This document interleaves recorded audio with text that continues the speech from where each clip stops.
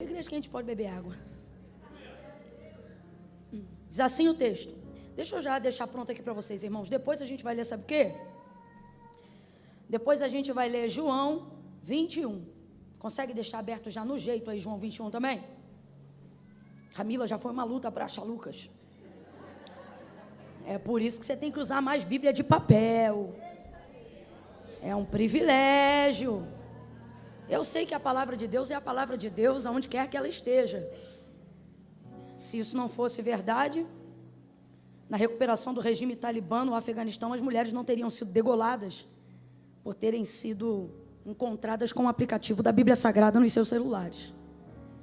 Mas nós estamos em um país onde temos liberdade de andar com a palavra de Deus.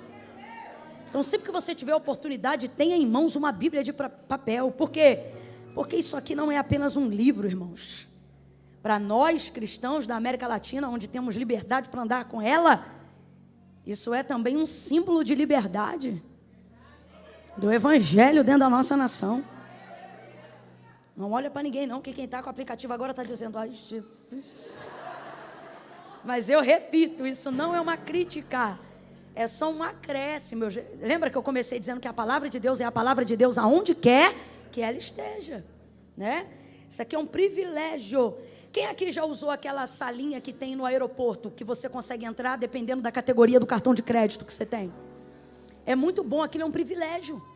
É um privilégio. Completa aí só para ter certeza que você está me ouvindo bem. Aquilo é um privilégio credenciado a quem tem determinada categoria de cartão. Aquilo já me salvou várias vezes. Por quê? Porque lá tem comidinha de graça. Tem coisas para beber não alcoólicas. Estou falando de mim, tem as alcoólicas, mas as minhas são não alcoólicas. Sabe? Aquilo ali, rapaz, já salvou muita correria minha. É um privilégio. Se você soubesse que você tem um privilégio, você deixaria de usufruir? Não deixaria. Ninguém joga fora um privilégio. O privilégio faz você se sentir especial, não é? Fala a verdade. Faz ou não faz? É isso que eu quero que você entenda. Ter isso aqui em mãos é um privilégio. Quantos viram anteontem? Saiu a notícia anteontem e ontem a confirmação da esposa dele, o missionário no Quênia, que foi sequestrado e morto. Missionário no Quênia, fazendo a obra. Onde estava o maior símbolo da implementação do evangelho dele lá, para ser capturado. A sua? Você está entendendo? Não é só um livro. Então, quando você estiver num país que você tiver a liberdade de andar com isso aqui, não tira da bolsa. Abre dentro do ônibus. Usa no Uber.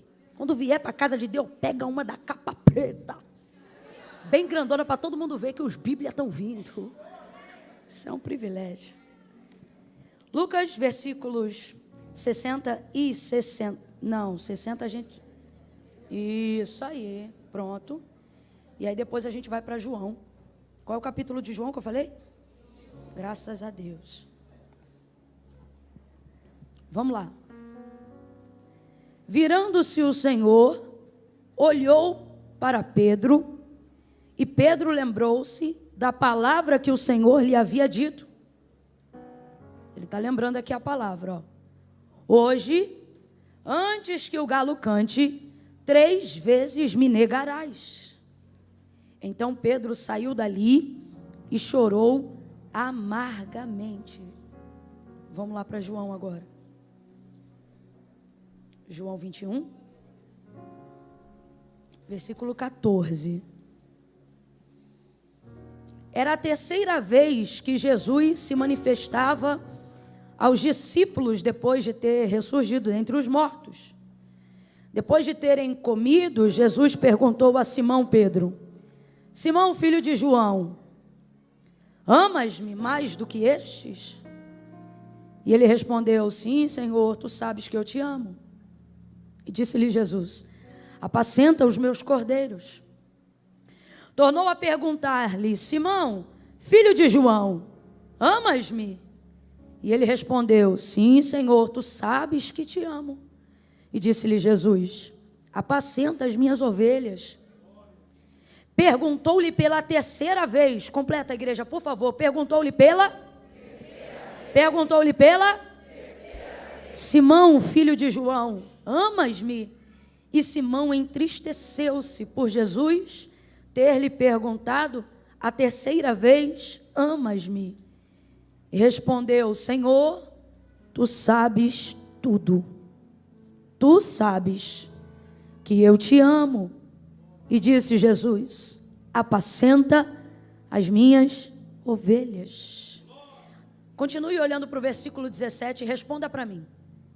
De acordo com o que está escrito, Pedro se entristeceu porque Jesus lhe perguntava ou porque ele estava perguntando pela terceira vez.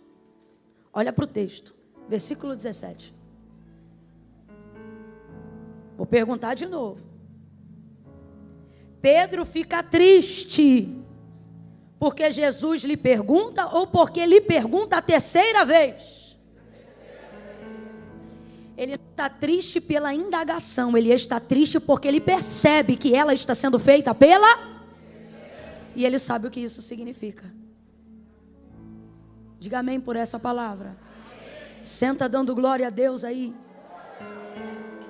Glória a Deus. Pastor Samuel, muito obrigada por essa oportunidade, viu? Deus abençoe tua vida, tua casa. Vanessa, amo sua vida. Eu amo esse casal porque eles são íntegros. Eu vejo neles uma integridade que só o Espírito Santo pode testificar. Deus continue abençoando e abençoando também esse novo desafio, essa nova empreitada. Onde é que vai ser a nova igreja que você disse? General Carneiro, até o nome já está preparado. O Senhor proverá para si. É forte. Deus abençoe. Quero aqui aproveitar também a oportunidade de dar um feliz dia do pastor. Para todos aqueles a quem o Senhor... Vamos aplaudir a Deus pela vida dos pastores. Ô glória. Está me dando vontade de rir. Eu estou vendo umas ovelhas aqui que... Teu pastor está dizendo, cadê aquela ovelha? Deus te abençoe, pastor. Deus abençoe todos os irmãos, viu? Glória a Deus. Vamos lá. O texto de Lucas, que a gente leu, o capítulo 22, ele narra, não só o finalzinho ali dos versículos 60 e pouco em diante que a gente foi lendo, mas desde o início ele é um episódio muito importante, porque ele traz a narrativa da celebração da última ceia. A ceia já é importante, gente. A última, então, é um ato, meu Deus, extremamente memorável, que precisa ser considerado, até porque o que está para acontecer ali vai ser replicado como o maior ato simbólico e memorial da igreja até o dia de hoje. Algumas coisas que vão acontecer ali alinham a nossa vida à eternidade, mesmo enquanto nós estamos aqui na terra. Por exemplo, na celebração da última ceia, Jesus fez um juramento. Ele entregou uma promessa coletiva, dizendo, olha, o que nós estamos vivendo hoje aqui, até que eu viva novamente com todos vocês, eu não viverei mais novamente. Ele está aguardando, ansioso, as bodas. Ele diz, olha, do produto da vide que tomamos hoje aqui, até aquele grande dia em que eu possa me reunir novamente com todos vocês, eu não o tomarei mais. Há uma expectativa sendo gerada para um reencontro. Oh, glória a Deus. E aí veja, é um ato, uma cerimônia extremamente importante. Agora veja, se o ato da ceia é uma cerimônia extremamente importante, até para nós hoje, eu não sei, mas eu aprendi a considerar a ceia um dos atos mais emblemáticos da igreja. A roupa que a gente usa para a ceia normalmente é uma roupa um pouco mais arrumada.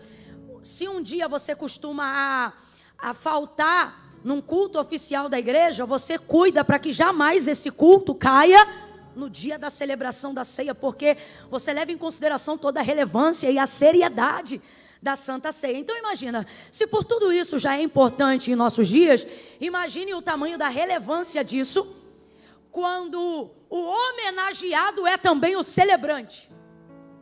É o que está acontecendo aqui nesse contexto de Lucas 22. Jesus é quem está celebrando a ceia. Não, você não está entendendo. Já era para tu estar todo arrepiado. Jesus, imagine como se fosse um culto, igual estamos hoje aqui, tá? Só pra gente entender. E aí você estivesse no caminho vindo para cá e alguém perguntasse assim para você: quem prega hoje lá no culto? E você dissesse assim: Jesus. Não, esquece. Esquece. Jesus. Aí não o bastante, o texto diz que ele vai ministrar essa ceia. Imagina, o corpo ministrando o corpo. O sangue ministrando o sangue. Eita! O vinho. E aí ele celebra, ele ministra, ele dirige e ele prega. Ai, gente. Imagina esse ambiente. Imagina esse ambiente. Ele ministra, ele prega, ele celebra, ele parte o pão. E não me diga que ele parte de qualquer maneira, porque os discípulos no caminho de Emaús disseram que o coração queimava quando via ele partindo o pão. Aí ele está lá, celebrando, fazendo esse momento. E não fica com inveja deles, não. Olha para alguém aí e diga: nós vamos viver esse momento. Nós ainda vamos viver esse momento. Ele está aguardando esse momento. Esse momento está sendo preparado. Oh, Maranata! Maranata!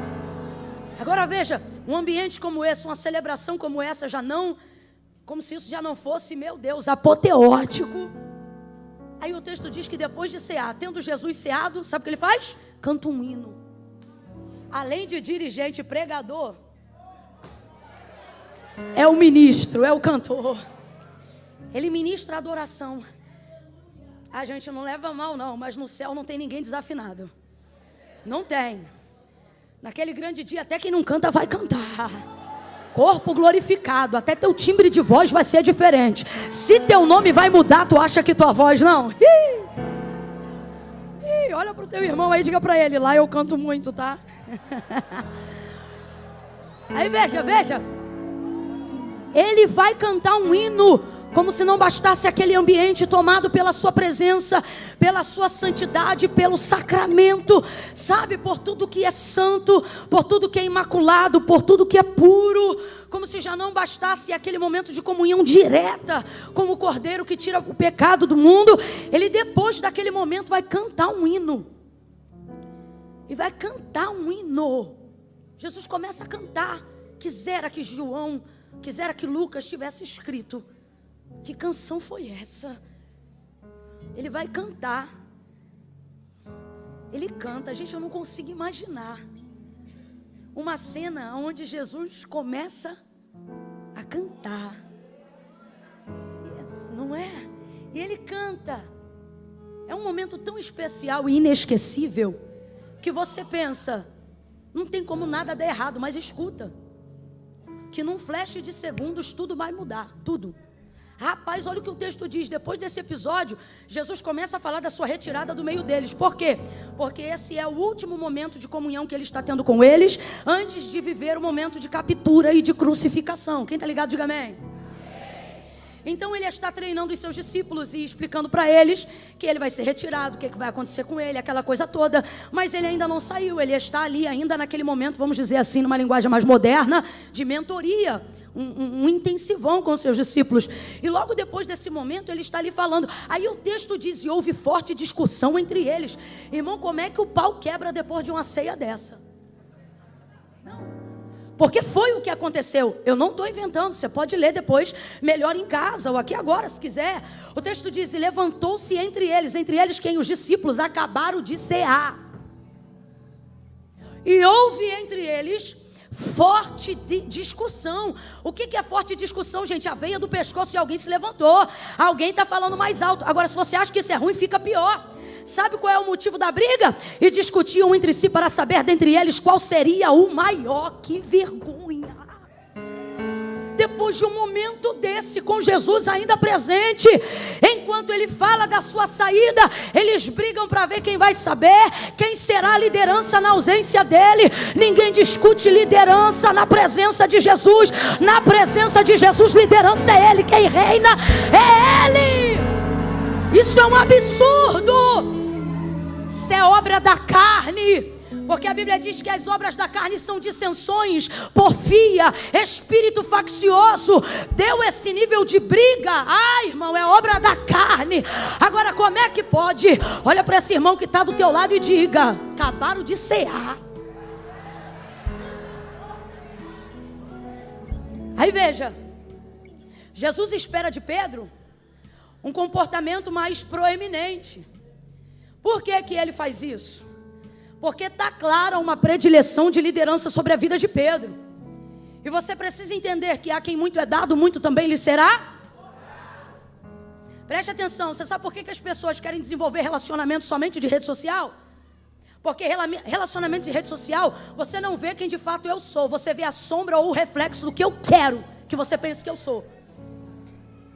Ali a gente comunica ao outro a imagem que a gente quer que o outro tenha de nós.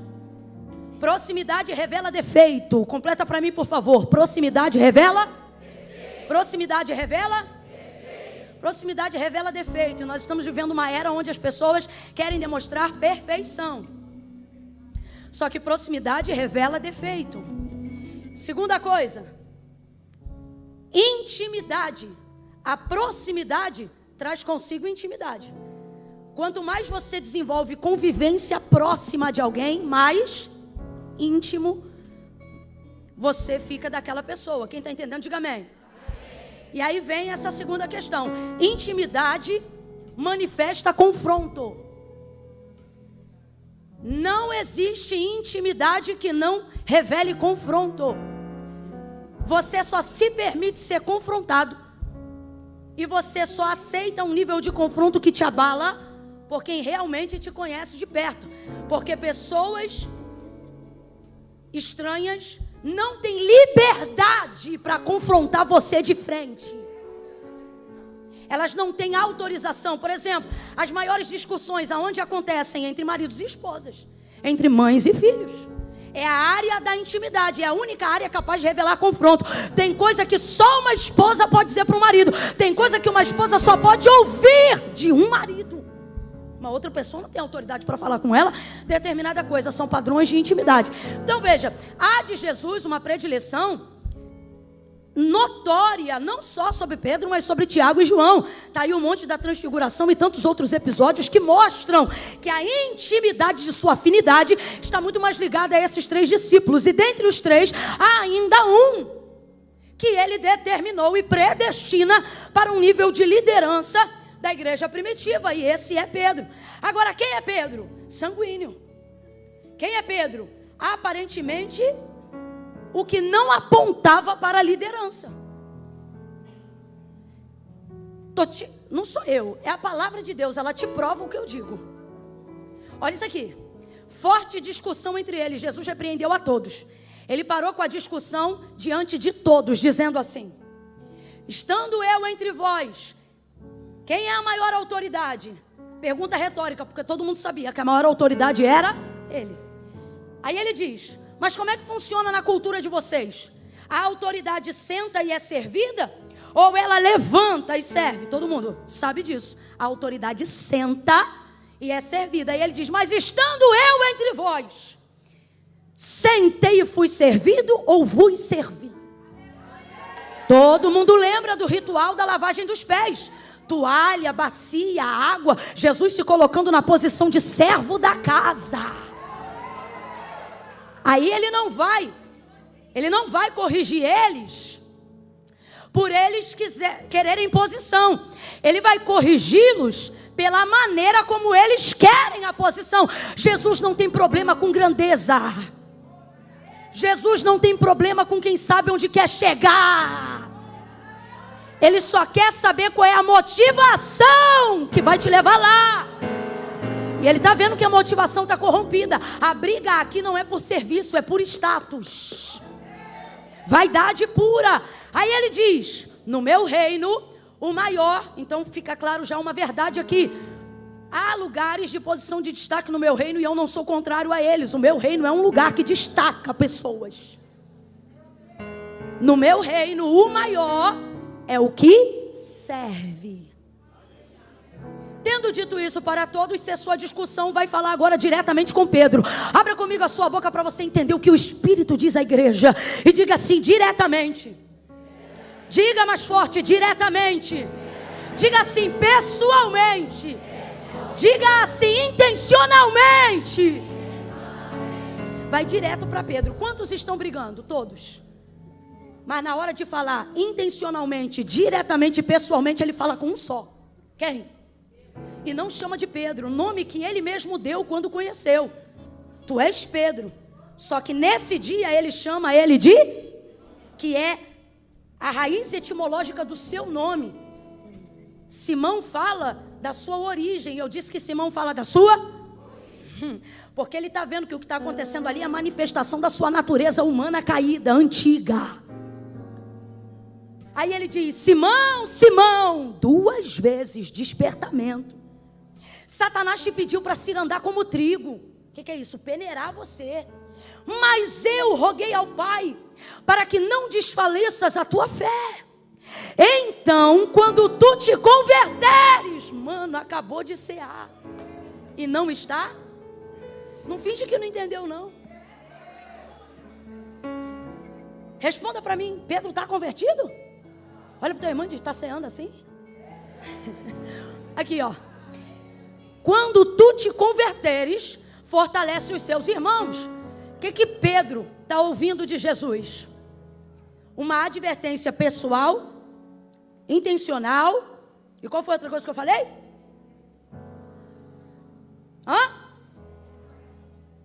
Isso aí. Direta.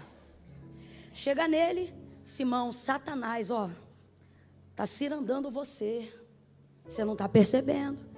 Ele veio te peneirar, te provar, arrancar tua casca, fazer contigo igual se faz com o trigo.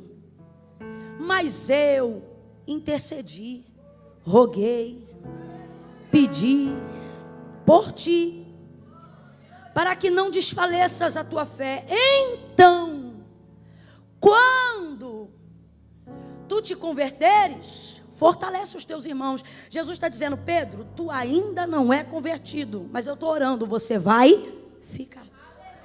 E quando você ficar, Deus está dizendo a alguém aqui, não desista das pessoas.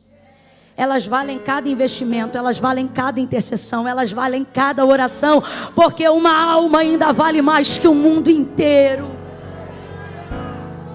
Mas ele está dizendo, quando tu te converter, tu vai ficar tão bom que tu vai fortalecer a fé dos teus irmãos. Ou seja, tu vai ficar mais crente que eles, mais forte que eles, mais líder que eles, mais para frente que eles, mais corajoso que eles. É por isso que você vale o investimento.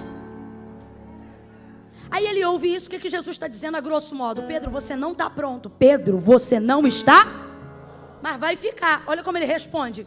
Estou pronto. Estou pronto para ir contigo. Ele tá achando que está pronto. Estou pronto para ir contigo à prisão. Aqui, ó, ele achando que está pronto. E até a morte. Tá não. Não vai não. Estou pronto. Jesus acabou de dizer que você não está. Como é que você abre a boca para dizer que você está pronto? Ele acabou de te advertir. Estou pronto. Não está não. Estou pronto. Então tá bom. Hoje ainda, antes que o galo cante, você vai me negar 3 vezes. Não é uma, não são 2. Você vai me negar 3 vezes. Captura, Getsemane, traição de Judas. Levam Jesus. João passa pelo pátio, consegue fazer Pedro passar para entrar também. Pedro entra, vê uma fogueira, se assenta ao redor com as pessoas. Jesus já foi capturado. Ele já fez um monte de besteira no caminho. Acabou de pegar uma espada que não era dele para cortar a cabeça de um homem. A sorte é que ele era tão ruim que ele só tirou a orelha. Olha o constrangimento. Jesus pegando a orelha do homem no chão, pegando a orelha do homem no chão, colocando na cabeça do homem, dizendo, Pedro, guarda essa espada na bainha, como quem diz.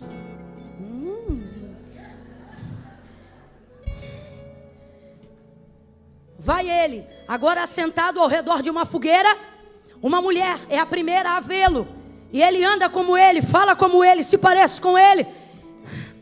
Ela olha para ele e diz, eu te conheço, Eu te vi andando com ele. E ele responde: eu não conheço ele. Apavorado e com medo, eu te pergunto: aonde está todo aquele amor? Ali. Todo aquele amor continua ali. Só que o medo faz a gente duvidar das maiores certezas que a gente já teve na vida.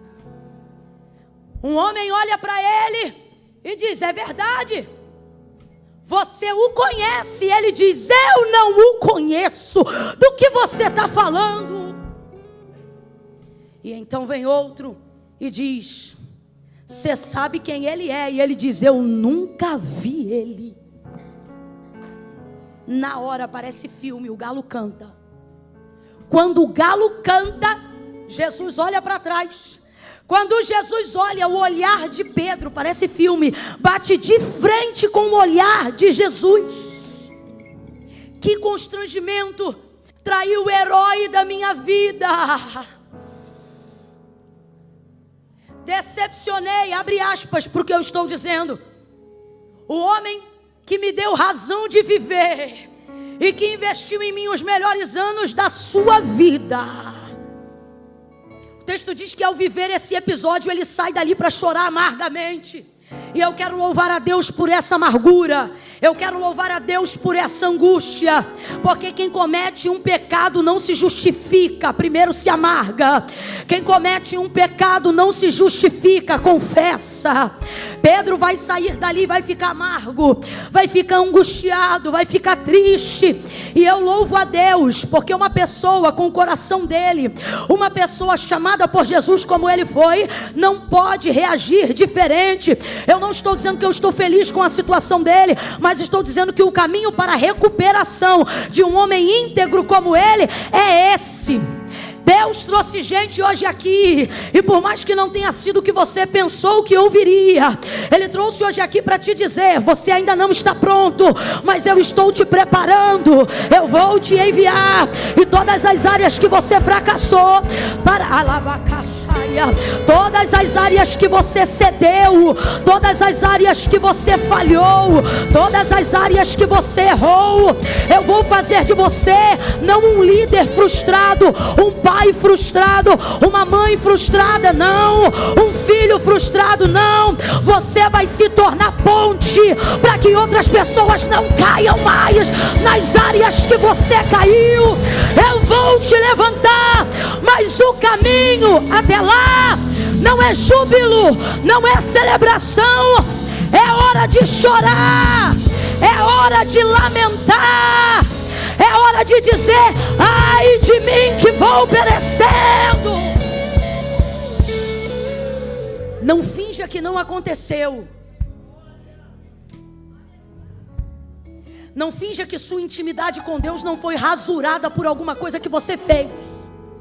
Não finja. Seu padrão de confronto será no mesmo nível da sua intimidade. Vou falar rasgado que é para todo mundo entender. Tem gente que não só peca, não só erra, não só falha, mas se refasta lá na lama. Sabe? Se lambuza. Entra e sai e parece que nada acontece. Deus não lhe adverte. Parece que porta nenhuma se fecha e coisa nenhuma de mal lhe acontece. Se a gente não vigiar, a síndrome que pegou Asaf pega a gente também. E a gente começa a vir para cá e a se questionar: por que sofre o justo e por que o ímpio prospera em seu caminho? Está todo errado e parece que quanto mais peca, mais cresce. Está todo errado e parece que quanto mais erra, mais desenvolve. Aí vem o crente que buscou viver e servir ao Senhor, mas cometeu algum deslize. Irmão, eu sou da época que não precisava nem cometer um deslize. Você só pensava em pisar fora da faixa. Quando você entrava no culto e não tinha esse negócio de exposição, processo, não era assim não. Está viva até hoje. Missionária irmã Lídia, Assembleia de Deus Vida na Palavra lá em Queimados. Se eu só pensasse em falhar, Deus trazia aquela mulher numa marcha. Ela botava o dedo na minha cara. Ela me levantava no meio da congregação, tipo na hora de um louvor. Ela falava tão alto que o cantor parava de cantar para ela ouvir. Ou melhor, para ela falar. E aí ela gritava: te digo eu assim. Era o Senhor na primeira pessoa na boca dela, em sua boca. E ela começava a dizer: eu vi, ó. Eu não tinha pecado não. Ela dizia só assim, ó. Era Deus. Eu vi quando tu pensaste. Tem alguém aqui dessa época ou está fingindo que não viveu esses dias? Eu sei, eu vi.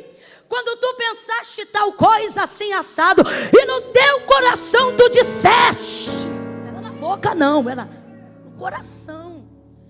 E no teu coração tu disseste, falava, mano, falava, que eu tinha pensado desgrama. E eu ficava exposta. E sabe, a autoridade profética era tão forte, tão forte, tão forte. E o meu desejo de intimidade com Deus era tão forte, tão forte, tão forte, que ela dizia assim, não foi assim que tu disseste, mesmo exposta. Sabe o que eu tenho que fazer? Vai, sim. Quantos cultos eu chorei amargamente por falhas que cometi e que pensei, qualquer um comete essas falhas, o que que tem? Quantos erros, quantos tropeços no caminho eu dei e eu pensei, isso nem é considerado, isso nem é pecado. E Deus dizia, de fato não é pecado, mas não cabe na nossa intimidade. E aí você começa a ter que aprender a fazer uma escolha. Quer intimidade? Então vai ter que aguentar o confronto. Aí você pensa, e aquele que prospera no seu caminho quando está virado na lama? Eu me lembro de uma amiga minha. Essa amiga, uma pessoa se levantou contra ela. Nada aconteceu com essa pessoa. Ela entrou numa campanha de oração e ela começou a dizer, Deus, por que com fulano tu não fala nada? E eles eram da mesma igreja. E comigo tu vive me corrigindo, vive falando. Profeta vive me apertando. Com o outro, Deus não falava nada, mas com ela Deus dizia, desce, perdoa, libera. E aquilo indignava ela. Aí um dia ela entrou no quarto de oração e ela disse, Senhor, por que com ele o Senhor não fala, mas comigo o Senhor está me estreitando, está me apertando? Eu nem sou o ofensor, eu fui a ofendida. Porventura o Senhor não é justo? E pá, indagando ali com Deus. Ela disse que ouviu o Espírito de Deus dizer para ela, para o quê? Para de reclamar o que eu estou pedindo, falando e exigindo de você. Aí ela dizia, mas com ele o Senhor não fala. E ela dizia, ele dizia, isso deve ser motivo de você glorificar o meu nome. Por quê? Porque contigo eu falo, eu estreito, com ele eu já não falo há muito tempo. Sabe o que é isso? Se Deus está te estreitando em uma área que você pensou que poderia passar batido, é porque Ele não abre mão do nível de intimidade no relacionamento que Ele quer viver com você. Levanta a mão direita para o céu, porque eu estou sentindo uma unção poderosa para despedaçar julgos antigos nesta noite pela palavra. Bora, meu filho, levanta essa mão mais alto que você puder, coloca a outra na mesma envergadura, vai. Quando eu disser 3, você vai ser profeta de Deus para a vida de alguém. Você vai abrir os braços em volta de uma pessoa e vai dizer para ela, aguenta o confronto, porque a intimidade com Deus vale a pena. Eu vou repetir, você vai dizer, aguenta o confronto, porque a intimidade com Deus vale a pena. É 1, é 2, é 3, vai, aguenta. Bota a mão nessa pessoa e diga, aguenta, porque relacionamento com Deus vale a pena, intimidade com Deus vale a pena, desfrutar de um ambiente com Ele vale a pena. Deixa Ele te cobrar, deixa Ele te estreitar, deixa Ele te espremer, vai valer a pena, vai valer a pena. Deus não quer raso, não é para ser superficial. Tem coisa que todo mundo faz, mas Deus me trouxe hoje aqui para dizer, você não. Você estava de boa querendo ser um crente super light. Nada a ver, nada a ver, nada a ver, nada a ver. Aí o Espírito Santo me trouxe aqui para te ver e dizer, com você não, tudo a ver. Tudo a ver, tudo a ver, tudo a ver. É na mesma envergadura. Sabe por que ele chorou amargamente?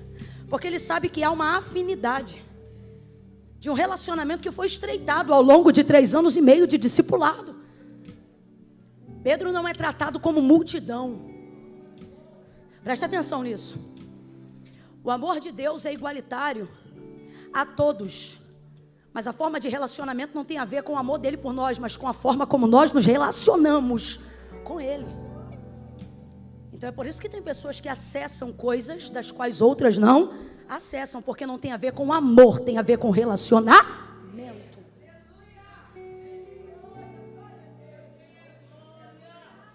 E tem gente que entrou hoje aqui pensando, foi nem pecado. E Deus está dizendo, porque eu te estreito antes de você pecar. Porque de você eu não tolero passivamente, nem mesmo algumas falhas. Chorou amargamente, não dava nem para pedir perdão, porque Jesus morreu. Entregou o seu espírito. Só que não dá para saber o que é mais difícil. Se é não poder me retratar a alguém que indiretamente, ainda que não intencionalmente, mas eu ofendi. Ou se é saber que essa pessoa vai voltar e eu vou ter que vê-la, sabendo que ela e eu sabemos que eu era de quem ela mais esperava e foi a primeira que a abandonei no momento que ela mais precisava. Não dá para saber o que é pior. Resumo da ópera. Aí você pula comigo para o último capítulo que nós lemos em João. Ali vai mostrar que Jesus já ressuscitou dentre os mortos. João capítulo 20. Primeiro dia da semana, sendo ainda escuro, Maria Madalena e as outras foram até a sepultura. Anjo sentado na pedra, porque procura viventes entre os mortos. Ele não está aqui. Ele já ressuscitou. Jesus levantou. Maria não entende o que está acontecendo na hora. Acha que roubaram o corpo do Senhor. Vai correndo chamar quem? Pedro e João, os mais próximos. Vem Pedro e João. João corre mais apressadamente, mas deixa Pedro passar, porque a proeminência de liderança está com Pedro. Ele entra na sepultura, vê que está vazia, não sabe o que aconteceu, volta para a casa onde estavam escondidos. Jesus estava no jardim, espera todo mundo voltar, honra a busca de Maria, encontra com ela e se apresenta depois de um tempo. Maria! Pelo que ao ouvir sua voz, virando-se, disse: Rabone! O encontrou. Não me toque, não me detenhas agora. Vá, meus irmãos, e diga o que você viu. O quê? Ele está vivo. Ele não foi roubado, ele está vivo. Eu não fui sequestrado, eu estou vivo. Maravilha. Passa um período de 8 dias. E então Jesus agora vai se manifestar. Presta atenção, escuta isso aqui. Quando Jesus é bom, irmãos, ele é bom. Mas quando ele é terrível, ele é melhor ainda. Olha isso aqui. No capítulo 20 do Evangelho de Jesus, segundo escreveu João, você vai ver a primeira manifestação de Jesus aos seus discípulos depois de ter ressurgido dentre os mortos. Verso 19. Chegada a tarde daquele dia, o primeiro da semana, estando cerradas as portas do lugar onde estavam os discípulos, porque estavam com medo dos judeus, chegou Jesus, pôs-se no meio deles e lhes disse: Pai seja convosco. Pedro estava lá, sim ou não? Pedro estava lá, sim ou não? Bora, Pedro estava lá, sim ou não? Sim, Pedro estava lá. Jesus chegou, logo naquele dia, naquele mesmo dia, apareceu na casa onde eles estavam. Pai seja convosco. Ele não foi confrontar ninguém, ele foi levar a sua paz. Você tem que entender que diferente de qualquer julgador e de qualquer confrontador que quer se aproveitar do seu erro para parecer mais santo do que você, Jesus não te confronta roubando a tua paz. Não, primeiro ele te dá paz para conversar com você. Jesus não precisa tirar a tua paz para conversar com você. Gente sem paz não consegue desenvolver uma conversa civilizada, equilibrada, consciente.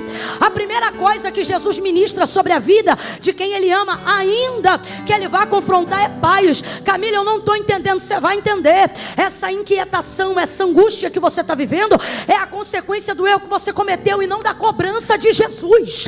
Deus me trouxe hoje aqui para dizer isso para alguém. Quem está roubando a tua paz não sou eu, é a tua consciência. Quem está te desvirtuando do propósito não sou eu não te condeno, eu te perdoo, mas a tua consciência te castiga. E nessa hora a gente descobre que é muito mais servo da nossa consciência do que servo de Deus. Vou repetir. São em momentos como esse que a gente descobre que é muito mais servo da nossa consciência do que servo de Deus. Sua consciência tem razão em muitas coisas, mas ela não pode ter poder de determinação sobre as coisas que Deus liberou sobre você. Vou te explicar. Olha o que o Senhor disse para Israel em dias de dificuldade do pecado de Israel. Eu sei que pensamentos tenho de vós, diz o Senhor, pensamentos de paz e não de mal, para lhes dar o fim que desejais. Presta atenção, Israel está toda errada, virada no pecado da idolatria. Deus poderia estar dizendo: eu vou destruir, vou acabar com vocês, como algumas vezes Ele fez. Mas olha o que Ele está dizendo: meus pensamentos a seu respeito são pensamentos de paz. Sabe o que Ele está dizendo? A minha vontade não é exterminar vocês, não. A minha vontade é ver em vocês arrependimento, cura, renovo, transformação, libertação. O que Ele está dizendo é: meus pensamentos a seu respeito, apesar dos seus erros, não é crucificação, inferno, enxofre, não. Meus pensamentos a seu respeito são restauração, edificação, resgate. Eu só penso coisas boas ao seu respeito. Camila, e por que eu não me sinto assim? Por que eu me sinto mal? Por que eu não me sinto confortável quando o Espírito Santo me abraça? Por que ao invés de me render ao propósito de Deus, eu entrei num caminho de fuga? Eu tenho vontade de orar, mas não oro, porque eu não tenho cara para falar com Deus, Camila.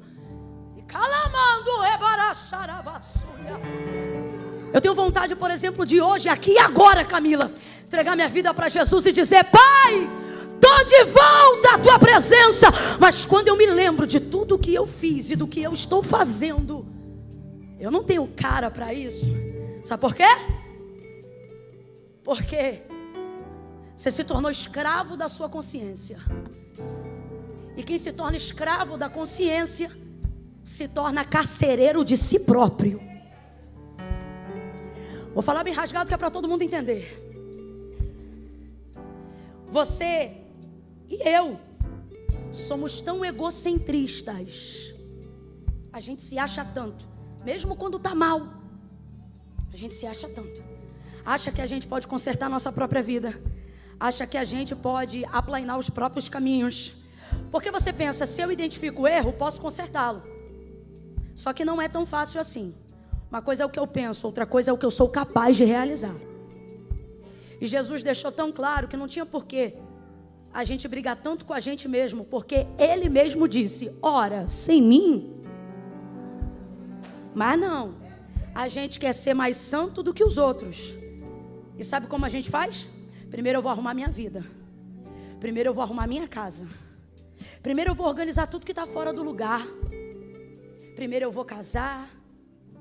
Primeiro eu vou renunciar a tal coisa, largar tal vício, quebrar tal aliança, me desfazer de tal ciclo tóxico com tal pessoa. Primeiro isso, primeiro aquilo. Só que preste atenção. Quando você vê Jesus falando sobre a sua entrada na vida de alguém, utilizando o exemplo da porta do coração, olha o que ele diz: eis que estou à porta aí. Se alguém abrir. Eu vejo Jesus nestes dias batendo na porta do coração, e vejo do lado de dentro a gente com a chave na mão, doido para abrir a porta. Só que a gente diz para ele: deixa eu arrumar a casa primeiro. Só que o que nós precisamos entender é que não há bagunça do lado de dentro, que Jesus já não a conheça, mesmo batendo do lado de fora. Então não é de Jesus que você quer esconder a bagunça. Você pensa que é capaz de limpá-la na sua consciência. E isso é perigosíssimo. Quem está acompanhando, diga amém. A quem o Espírito de Deus está dando discernimento nessa palavra, diga: eu aqui. Vamos falar bem rasgado, que é para todo mundo entender ainda melhor. John Piper tem uma frase que eu amo. Ele diz assim: se o Deus que você diz adorar nunca discorda de você, se o Deus que você diz adorar nunca te confronta, é bem possível que você esteja adorando uma versão idealizada de si mesmo e dizendo que é Deus. Com quem isso acontece, Camila? Com quem não percebe, mas passa a servir a sua consciência ao invés de servir ao seu Deus. Você se pune, você é a vítima e você também é o carrasco. Você é o réu e você também é o juiz. O choro amargo de Pedro, de certa maneira, é a manifestação de alguém que precisa ter a consciência do erro. Sim ou não? Sim ou não? E eu não estou dizendo que o evangelho vai te abduzir, não. A orientação de Paulo ao que nós estamos fazendo aqui nessa noite é que nós apresentemos ao Senhor o nosso culto racional. O que é um culto racional? Um culto que tem consciência do que fez, do que faz, de quem é e de onde vai chegar. Mas uma coisa é você ter consciência, outra coisa é você se tornar escravo dela. E Jesus te trouxe hoje aqui para dizer: está diante de ti a tua consciência, e está diante de ti a palavra que eu liberei sobre você. Escolhe, pois, hoje quem vai governar a sua vida. Se é a minha palavra ou se são seus decretos. Se é a minha palavra ou se é a sua razão. Porque se é a minha palavra, não importa como você está. Vinde a mim todos vós que estáis cansados, oprimidos e sobrecarregados, e eu vos aliviarei. Que estou à porta e bato. Se alguém abrir, eu não vou falar mal dele, não. Eu vou entrar com ele, vou puxar a cadeira, vou sentar minha mesa e vou me alegrar com ele. Abra a porta do jeito que está. Bate na mão de dois aí, bate na mão de dois. Bate na mão de dois aí, diga: abre a porta do jeito que tiver. Abre a porta do jeito que tiver. Abre a porta do jeito que tiver. Do jeito que tiver. Abre a porta. Abre a porta do jeito que tiver. Deixa ele entrar. Deixa ele entrar. Abre a porta. Não sirva mais a sua consciência do que você é capaz de servir ao teu Senhor. Eu sei que pensamentos tenho de vós. Você não sabe quem você é. Você só está medindo como você está. Sua consciência não é o aferidor do seu destino, é a aferidora do seu momento.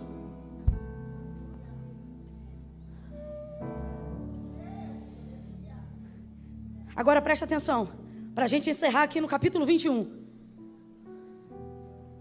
Você acha que Jesus está ofendido com Pedro? Alguém que consegue imaginar Cristo ofendido com alguém? Não, então, teve gente que não teve segurança para falar. Judas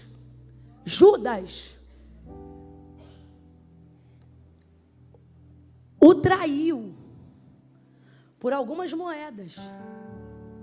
Jesus recebe Judas no Getsemane. E ele não diz: a que vieste, sua naja, sua cobra cascacu. Não, olha o que ele diz: amigo. Você consegue imaginar um Jesus hipócrita? Fala para mim, é deboche ou é verdade? Ele está debochando ou é verdade quem ele é? Jesus, ele tem o... Ele é. Jesus, ele é a chave do cristianismo. E para mim, tá? A chave do cristianismo, dentre muitas coisas, uma delas, principal, é não permitir que as pessoas não foram com você fazer com que você deixe de ser quem Deus quer que você seja. Para mim, essa é a chave. E eu vejo essa prova em Jesus, ó. Judas, traidor, vacilão, teve oportunidade de arrependimento na celebração daquela ceia, daquela mesma ceia. Não confessou. Jesus falou: então, o que tens a fazer, faze-o logo. Filho da perdição. Foi lá, traiu, beijou Jesus no rosto. Que é isso? Jesus olha para ele e diz: a que vieste, amigo? Quem tem problema com Judas é você. Jesus, não tem problema nenhum com Judas, não. A que vieste, amigo? Sabe o que ele está dizendo? O que você fez contra mim não muda quem eu sou. Eu sou amigo. Não muda quem eu sou para você. Ouça isso. Não muda quem eu sou para você. Se Judas, que fez muito pior, ele chamou de amigo, aí eu vou te perguntar: aquele a quem ele elegeu como um dos principais discípulos, ele está ofendido com ele? Aquele que foi alvo da sua intercessão porque ele não queria perder o investimento de mentoria de 3 anos e meio de ministério. Você acha que Jesus está furioso com Pedro? Está ofendido com Pedro? Está magoado com Pedro? Está nada, meu irmão. Não está. Ora, se não está, por que vai confrontar? Porque para Jesus isso não é um problema, mas se ele não confrontar, para o ministério de Pedro, será. As coisas das quais Jesus está te apertando, confrontando e te estreitando, não é porque elas são um problema para ele, mas é porque elas serão um problema para você, se ele não tratar. Não é sobre estar ofendido. Seus pecados não fizeram Deus amar você menos do que Ele ama agora. Acredite. Mas se Ele não confronta, eles vão acabar com você em pouco tempo. Agora olha, a primeira vez ele chega e declara paz. Paz seja convosco. Versículo 26. 8 dias mais tarde, estavam de novo os discípulos dentro de casa e Tomé com eles. Lembra? A primeira vez que ele entrou, Tomé não estava. Aí todo mundo o viu, contaram para Tomé. Tomé não creu. Quem lembra? Alguém aqui lembra desse episódio? Estou contextualizando que eu gosto de caminhar junto com vocês. Como Tomé não estava, Jesus volta naquela casa de novo para poder confrontar a incredulidade de Tomé. Aí ele aparece de novo. E o que ele diz na segunda aparição? Paz seja convosco. Eu quero dizer para você, irmãos, em Deus nesta noite, que todo confronto que Jesus te fará passar será regado da paz que excede todo entendimento. Jesus vai te dar paz enquanto te trata. Eu não estou entendendo, Camila, vai entender. Você vai passar por situações que vão até te constranger um pouco, mas vai ter alívio na alma mesmo dentro desse processo. Oh meu Deus, eu estou ministrando isso debaixo da autoridade da palavra de Deus. Assim diz o Senhor a alguém aqui nesta noite: eu estou te dando paz para começar o tratamento. Eu estou te dando paz para começar um confronto. Por que, Camila? Porque eu, diferente da maioria das pessoas que você conhece, eu vou tratar da sua dor sem te deixar traumatizado. Eu vou tratar sem te deixar traumatizada. Vou tratar sem te deixar traumatizado. Eu vou falar contigo do abuso que você sofreu, sem que você se sinta abusado. Quando eu estiver tratando, eu mexo na ferida, mas eu sou o bálsamo. Sou eu que faço a chaga, sou eu que limpo, eu que abato, eu que exalto. Receba paz, meu irmão. Receba paz para os 6 meses de 2023. Receba paz para viver confrontos sem ficar traumatizado, sem ficar sequelado. Paz, paz, a paz do Senhor. Urabaia lama darabashai, delebe de cal e a sebe de ali, recalamondo rebaia chave nuriacia. Eu estou vendo ele entrando em corações agora, pastor Samuel. E ele está dizendo: essa noite eu te dou paz. Antes de te confrontar, eu te encho de paz. Eu te dou paz. Paz para seguir, paz para confessar, paz para renunciar, paz para se tratar. Paz. Eu te dou paz. Urabaia candalamaia sai. Apareceu a primeira vez e disse: paz seja convosco. Responda aí. Pedro estava entre eles, sim ou não? Mas tratou ele de algum assunto? Segunda vez, 8 dias depois, aparece naquela mesma casa. Estão todos reunidos no mesmo lugar. Entre eles também está. Mas ele trata alguma coisa? Ele diz o que de novo? Vamos falar a verdade? Apareceu a primeira vez, não tocou no assunto e ministrou paz. Apareceu a segunda vez, não tocou no assunto e ministrou paz. Se coloca no lugar de Pedro. Por mais que seu erro tenha sido grave, o que você seria tendenciosamente levado a pensar? Não falou a primeira vez, não falou a segunda? Das duas, uma. Ou eu já estou liberado, ou vai que nesse processo de morte e ressurreição, o que aconteceu antes, ele esqueceu, sei lá. Eu sei de uma coisa: enquanto Jesus não toca no assunto, Pedro é que não toca. Por quê? Porque às vezes, para botar para fora o que te apodrece e machuca por dentro, você precisa que alguém faça um esforço para te ajudar a tirar. É difícil expor o que te constrange. Irmãos, É muito difícil dizer para alguém: estou viciado em pornografia. É muito difícil dizer para alguém: traí minha esposa. É muito difícil dizer para alguém: traí meu marido. Irmãos, é difícil colocar para fora o que nos constrange. Julgar qualquer circunstância dessa é imaturidade. Meu marido tem uma frase que eu gosto muito. Ele diz assim: fora da experiência só existe mera especulação.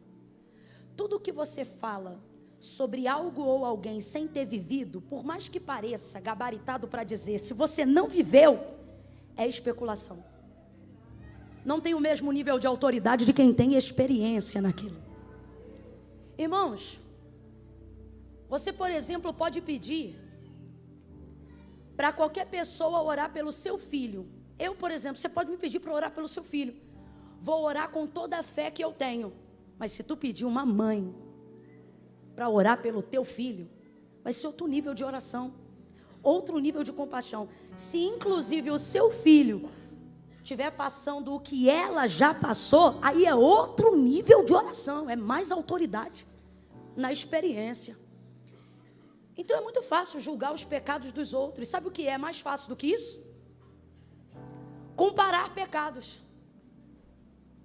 Sabe o que eu fico feliz com Pedro, dele chorar amargamente? Ele não mede nem compara o pecado dele com o pecado de Judas e de nenhum outro. Porque, irmão, quem quer conserto não compara pecado, confessa o seu. Você quer ver uma coisa que me irrita? A gente vê muito isso em rede social. Alguém manifesta algum pecado, publica tal pecado, e os comentários dos condescendentes costumam ser assim: pior é fazer tal coisa, pior é tal coisa e tal. Então agora isso é uma competição de quem faz pior? Não tem isso, irmão. Aquele que confessa e deixa alcançará o quê? Então Jesus vai confrontar Pedro para que ele não se sinta julgado pela própria consciência e passe a desfrutar não só da paz que Cristo dá, mas da misericórdia que Ele concede. Então veja, olha o que ele vai fazer. Não fala na primeira, não fala na segunda. Gente do céu. Versículo 14 do capítulo 21. E era a terceira vez que Jesus se manifestava aos seus discípulos depois de ter ressurgido dentre os mortos. Que vez é essa? A vez que eles estão na praia. É um cenário semelhante, não é o mesmo mar, não é o mesmo lago, não é a mesma praia, mas é o mesmo cenário. É água, é barco, é rede e é não pesca, não peixe. Esse cenário lembra o quê? Lucas capítulo 5, quando Jesus foi chamar a Pedro. Quando Jesus foi chamar a Pedro, Jesus vai dar uma demonstração de poder que vai deixar Pedro impactado. Só que Jesus não foi em Lucas capítulo 5 para realizar a pesca maravilhosa. A pesca maravilhosa só aconteceu em decorrência do chamado de Pedro. Tanto é que depois de ter pego aquela quantidade de peixes, que o barco quase ia a pique, ele não ficou com peixe nenhum. O texto diz que largando a rede, os peixes e o barco, seguiu a Jesus. Depois que Jesus realizou aquele milagre da pesca maravilhosa, quando Pedro viu aquilo, ouça isso, quando Pedro viu aquilo, impactado, maravilhado e apavorado pelo poder de quem estava diante dele, ele não vai dizer glória, ele vai dizer: afasta-te de mim, Senhor, porque eu sou um homem pecador. Escuta isso, sou um homem pecador. Jesus está dizendo segue-me, Pedro está dizendo o quê? Afasta, vamos lá? Jesus está dizendo segue-me, Pedro está dizendo o quê? Jesus está dizendo vem para perto, mas Pedro está dizendo o quê? É como se Pedro dissesse assim: o senhor não sabe quem eu sou. E é como se Jesus dissesse assim: não, você que não sabe quem eu sou. É como se Pedro estivesse dizendo assim: eu não posso te seguir, eu sou pecador. E Jesus está dizendo: é por isso que não sou eu que sigo você, é você que me segue. Vem, vem e tu serás pescador de homens. Chamou ele, ele aceitou. tendo consciência de que era um pecador. Mas depois de 3 anos e meio de mentoria, começou a achar que estava pronto. Você leu comigo o texto da última ceia. Essa noite aqui, a oração que nós vamos fazer é: Deus, me dá a essência do coração de pescador que o Senhor viu quando me chamou. Aquela essência do início do ministério. O que isso significa? Olha para cá. No início do chamado, você não diz eu estou pronto, você diz afasta-te porque eu sei quem eu sou. E mesmo assim ele diz o quê? Vem, segue-me. Mas a gente começa a expulsar uns demônios, participar de uns cultos, e a gente já começa a ficar aleluia. Foi isso? Foi isso? Foi isso que prejudicou ele em dado momento. Só que agora Jesus espera a 3ª vez. Essa parte da mensagem eu falo com muito temor e tremor, porque essa espada é de 2 gumes, irmão. Eu volto a dizer, o que eu vou dizer agora eu falo com muito temor e tremor, meus irmãos. Porque eu não posso inventar o que o Espírito Santo fala, eu tenho que repetir o que ele diz. E enquanto eu estava sobre esse texto, ele me disse: diga ao meu povo que aquilo que eles pensam que esqueceu, que eu não vou mais tratar, que está guardado, escondido por estes dias.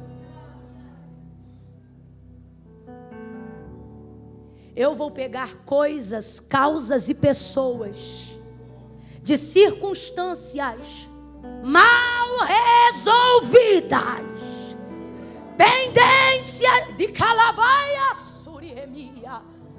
Tem gente aqui que vai viver os 2 lados da história.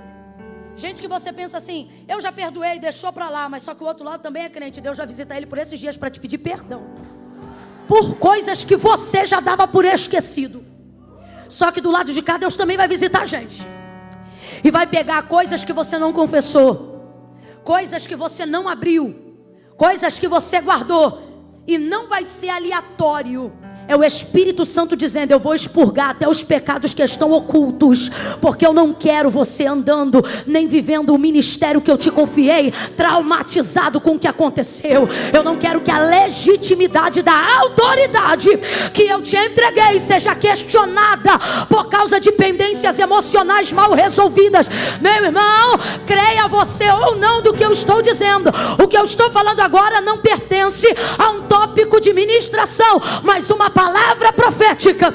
Assim diz o Senhor: por estes dias eu vou remover, mexer, cavar, confrontar, mas pesado você não vai ficar, errado você não vai ficar, em pecado você não vai ficar, subjugado você não fica mais, escravizado você não fica mais. E se eu fosse você, apesar de ser difícil, eu estava dando glória. Por quê? Porque o confronto também te liberta. Ele te liberta para viver a totalidade do que Deus te entregou. Vem aí dias de libertação. Pega na mão de alguém e diga: celebre a tua libertação. Celebre a tua libertação. Celebre, celebre, celebre. Celebre a tua libertação. Celebre o Deus que decidiu tratar o que alguém quiser esquecer.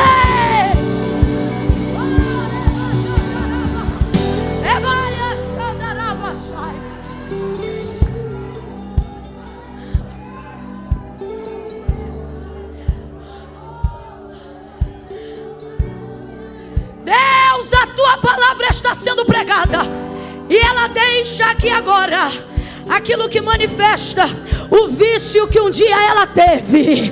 Mas Senhor, eu declaro no passado, porque tu me chamou para ser a voz que anuncia o futuro, e eu declaro a partir de hoje libertação completa em nome de Jesus. Ela está abrindo a porta do coração do jeito que está. Todos os medicamentos, inclusive os que já não funcionavam mais, joga por terra, filtra o sangue dela, dá o melhor sono da vida dela. Insônia, eu te repreendo. Saia da vida dela agora. Saia da vida dela e coloque ela para dormir os melhores dias e o melhor sono da vida dela, em nome de Jesus. Diga amém. Amém. Celebre a tua libertação. Celebre.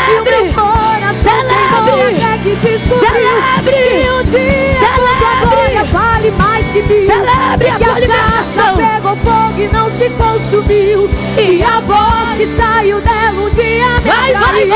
E o meu coração queimou até que descobriu que um dia quanto a glória, um dia quanto a glória vale mais que 1000. Oh. Senta, senta, senta. Ele vai andar.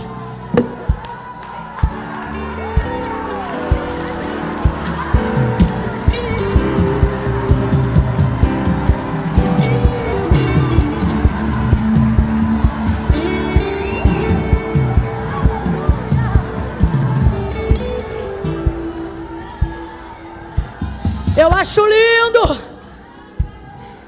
quando não importa a bagunça que está lá dentro, ao ouvir ele bater na porta, a gente abre e deixa ele entrar. Entra Jesus, mora Jesus, confronta Jesus, liberta Jesus, trata Jesus, limpa Jesus, salva Jesus, oh Jesus, Jesus, teu nome é maravilhoso.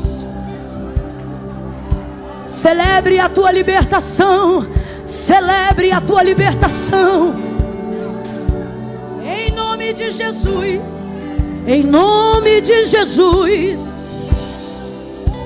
Ei,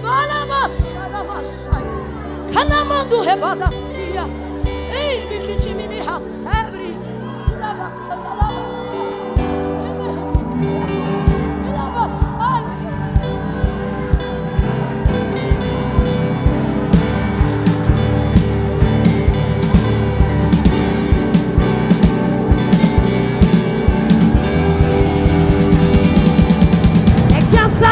pegou fogo e não se consumiu. E a voz que saiu dela um dia me atraiu. E o meu coração queimou até que descobriu que um dia quanto a glória vale mais que 1000. É que a sarça pegou fogo e não se consumiu. E a voz que saiu dela um dia me atraiu.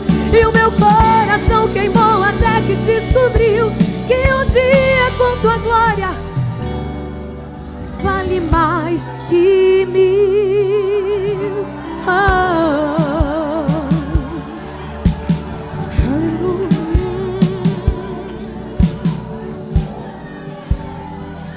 Jesus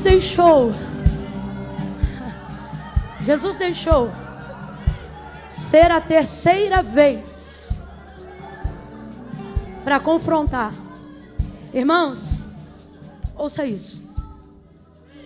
Isso é intencional. Jesus deixou para fazer isso no terceiro encontro de propósito. Até o tempo que você pensa que é de abandono, esquecimento, seja o que for, faz parte do tratamento de Deus. Deixou para falar na terceira vez. E aí na terceira vez deixou para perguntar quantas vezes? 3 vezes. Por isso que o texto enfatiza que a tristeza de Pedro não é a pergunta, mas a quantidade de vezes que ela está sendo feita. Agora veja onde Jesus deixou para fazer isso. Na casa ele fez isso? Fez isso num lugar totalmente externo. Agora, não foi em qualquer lugar. Ele pegou um cenário igualzinho do dia que ele o chamou. Praia, barco e rede vazia. Pescou não, né? Lançou e não pescou. Veja, tá igualzinho Lucas 5. Aí Jesus vem andando na beira da praia naquele dia. Eu imagino que Pedro esteja se sentindo mal. Mas olha como Jesus faz. Filhos! Tem alguém aqui que está dizendo: eu não presto. E o Senhor está dizendo: filho! Tem alguém aqui que ama ao Senhor de todo o coração e está em guerra emocional, espiritual, batalha de libertação, e você pensa: eu não presto. E Jesus está aparecendo hoje no mesmo cenário do teu chamado. E entenda, Ele não está dizendo desgraçado. Não, Ele está dizendo: filhos. Ele chama todos de filhos e diz assim: tendes o que comer? Aí João grita respondendo: não. Aí ele diz: lança a rede para o lado direito. Aí eles pegam a rede. Quando puxa a rede, aquele tranco, eles conhecem esse tranco. Eles já viveram esse tranco uma vez, no mesmo barco, com a mesma rede. Quando segura, ai irmão, é tão lindo. João diz assim: Pedro, é o Senhor. Como quem diz, isso aqui só Ele faz. Só pode ser Ele, Pedro, é Ele.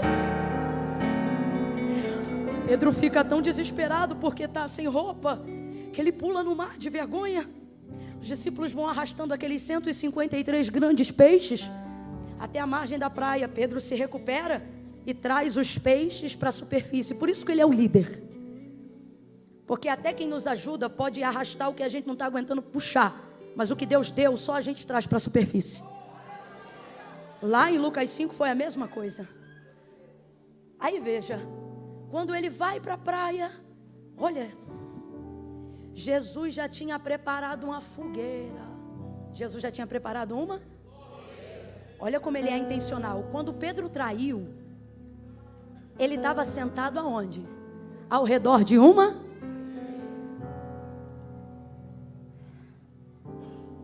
Peixe, pão, brasas, e eles se assentam à roda.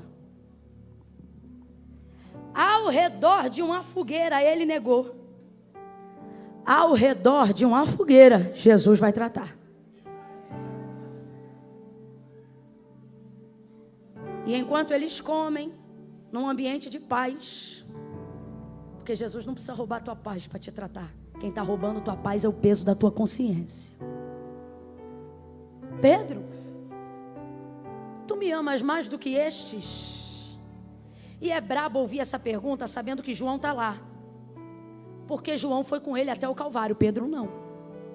Mas ele tem uma característica que a gente precisa ter. O quê? O que a gente não fez, o que a gente fez de errado não pode anular o que a gente sabe que fez de certo. Aquele dia ele fez tudo errado. Mas tudo que ele viveu até aquele dia foi de verdade no coração. Até o dia que ele vacilou na celebração da ceia, quando ele disse: estou pronto, ele não estava mentindo. É porque no coração dele, o amor dele falou mais do que a capacidade dele. Tu me amas mais que este? Aí ele responde: amo. Então apacenta minhas ovelhas. Aí segunda vez: Pedro, tu me ama? Amo. Apacenta minhas ovelhas. Terceira vez, aí o semblante cai. Já entendi. É o confronto.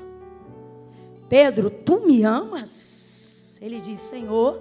Aí muda. Ele diz: tu sabes tudo. O que isso significa? Tu sabes o que eu fiz. E agora eu não tenho nem coragem de responder tudo, porque eu me lembro que o Senhor também sabe o que eu vou fazer. Está lembrando? Tu sabes de tudo. E tu sabes que eu te amo. Sabe o que ele está dizendo? Tu sabes de tudo. Sabes o que eu fiz, sabes o que eu sou capaz de fazer, mesmo quando eu acho que eu não sou capaz de fazer. Mas também sabes que apesar de tudo, eu te amo. É como se Pedro estivesse um pouquinho em cada um de nós dizendo assim: tu sabe que no domingo eu vou ser confrontado por coisas que minha consciência traz a lembrança do que eu fiz, mas mesmo assim vou ficar lá, porque tu sabes que apesar de tudo, eu não sinto em lugar nenhum que eu sinto na tua presença. Não há nada que deixe meu coração mais abrasado do que a tua companhia. Tu sabes que eu te... Tu sabes que eu vacilo, mas eu te amo. Tu sabes que eu não queria errar, mas eu te amo. Agora veja. Numa via humana, isso daria uns 3 anos de desligamento do corpo. Que a quem muito é dado, muito será.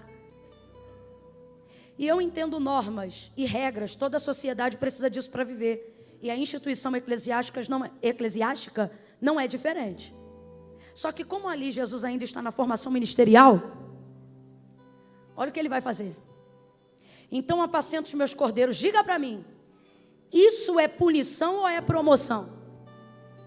Fica com medo não. Responde. Isso aqui é promoção ou punição? É propício no dia do pastor. O pastor que odeia ser pastor vai dizer punição.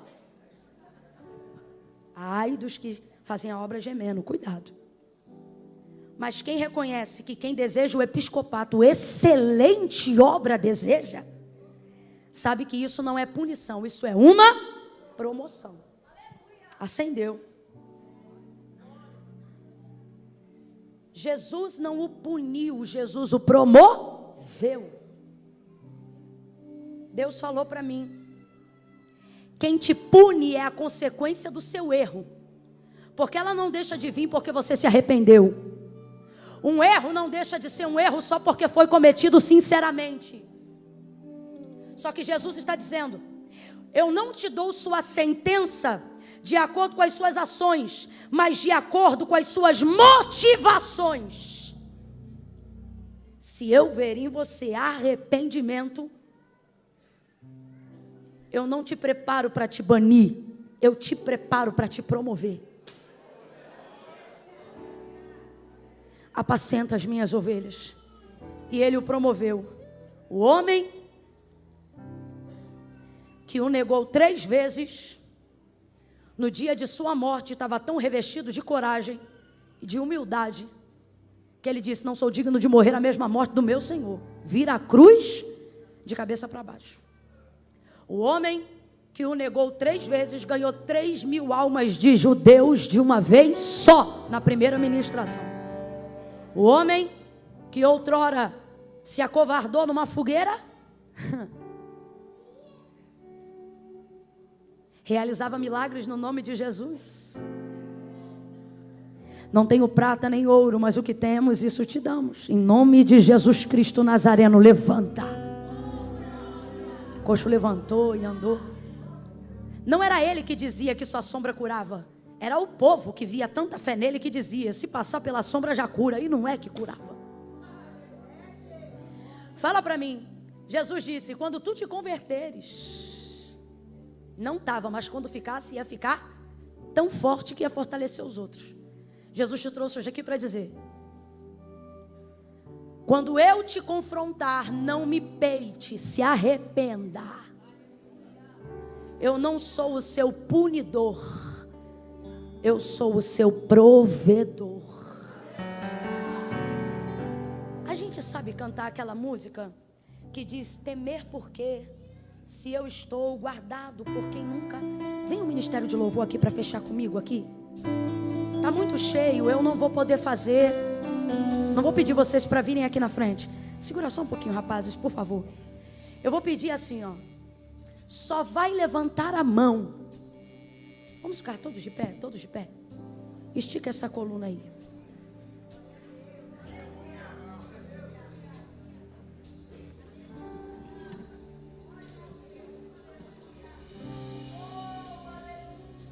Você não vai sair daqui hoje fugindo do confronto. Você vai sair daqui hoje desejando o confronto. Você vai sair daqui hoje dizendo: Deus, me encontra, trata comigo. Sabe, Deus, eu prefiro ser amassado na tua mão do que cair na mão do diabo, sabe, do meu opressor. Me amassa, me molda, sabe. Tem gente que entrou hoje aqui com medo do confronto, e o Senhor está dizendo: você vai sair daqui hoje me pedindo para ir ao teu encontro. E o teu arrependimento vai me trazer de volta para a tua vida. E a tua confissão vai manifestar a minha misericórdia. E o meu confronto vai restaurar a nossa intimidade. Eu vou resgatar a nossa intimidade. Lembra quando tu sentia a minha presença já nas primeiras horas do café da manhã? Lembra quando na beira da pia tu não precisava de muito louvor e nem de muita música? Tu começava a glorificar o meu nome e eu me manifestava. Eu falava contigo numa brisa fresca que entrava na janela. Lembra quando você dobrava o joelho para fazer uma oração de finalização de noite para dormir? Mas eu te tomava na súplica. E tu tinha que levantar da oração e tomar outro banho, porque tu pingava suor na minha presença. Lembra quando eu renovava as minhas línguas repartidas como que de fogo fogo sobre a tua cabeça. Lembra quando eu te revelava sonhos? Lembra quando tu acordava com o nome de uma pessoa que tu não via há anos na cabeça, e naquela semana tu encontrava aquela pessoa? Nunca foi coincidência, era a intimidade do nosso relacionamento. Eu falava com você de coisas profundas e também das mais triviais. E você vai sair daqui hoje desejando o resgate disso. E se para isso você tiver que ser confrontado, você não vai fugir dele, você vai fugir para ele. E ele vai fazer o que vamos cantar aqui já já. O quê? Prover de novo. Mas eu quero dar uma oportunidade para todos. E a única oportunidade, a única forma de aproveitar essa oportunidade é se ao ouvir ele bater na porta, você abrir. Deixa eu falar um negócio para você. Eu estou aqui pregando nessa noite, mas eu não tenho essa chave. Essa pessoa que está aí do teu lado, ela pode orar por você até o culto acabar, mas ela não tem a chave. Essa chave só quem tem não.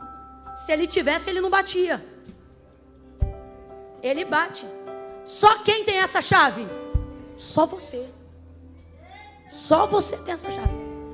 É por isso que isso aqui não cola. Ó. É por isso que isso aqui não cola, ó. Eu vou ficar aqui no meu lugar porque Deus sabe. Sabe, mas não concorda. Porque não fui eu que inventei isso, nem igreja, nem padre, nem pastor. Isso está acima de tudo que você considera religião. Foi Jesus que disse isso aqui, ó. Aquele que me confessar diante dos homens, eu também o confessarei diante do meu Pai que está no céu. Porém, aquele que se envergonhar de mim, deixa eu me apoiar em você. Aquele que se envergonhar de mim, eu também me envergonharei dele. Ou melhor, ficará envergonhado diante do meu Pai e dos anjos que estão no céu. Se eu soubesse que você estava aqui no cantinho, eu tinha vindo há mais tempo. Ó, não adianta falar assim: ah, Deus conhece meu coração, Deus sabe, mas não concorda. Se não tiver confissão, não haverá promoção. Camila, o que eu vou ter que fazer? Presta bem atenção que eu só vou falar uma vez. Quando eu disser 3, você vai levantar a mão aí aonde você estiver. Só no 3. Por que, Camila, de 1 a 3? Porque tudo que a gente está precisando de coragem para fazer, quando a gente conta de 1 até 3, dá impulso. Já pulou de um lugar alto? Não dá para pular de um lugar alto sem contar 1, 2, 3 e já. Só que deixa eu te falar, nesse pulo você não cai. Olha para o teu irmão e diga assim: se joga que você sobe. Quando eu disser 3, você que está afastado dos caminhos do Senhor, distante. Ai, Camila, eu estou desviado. Irmão, desviado não frequenta culto. O culto está sendo transmitido online agora? A gente está online, o chat está aberto? Todo mundo, você que está em casa aí, eu vou entrar aqui ao vivo agora também. Você que está em casa aí, se você está afastado, e quiser hoje reconhecer Jesus como seu Senhor, você vai lá no chat. Camila, eu não tenho acesso ao chat aí do ao vivo.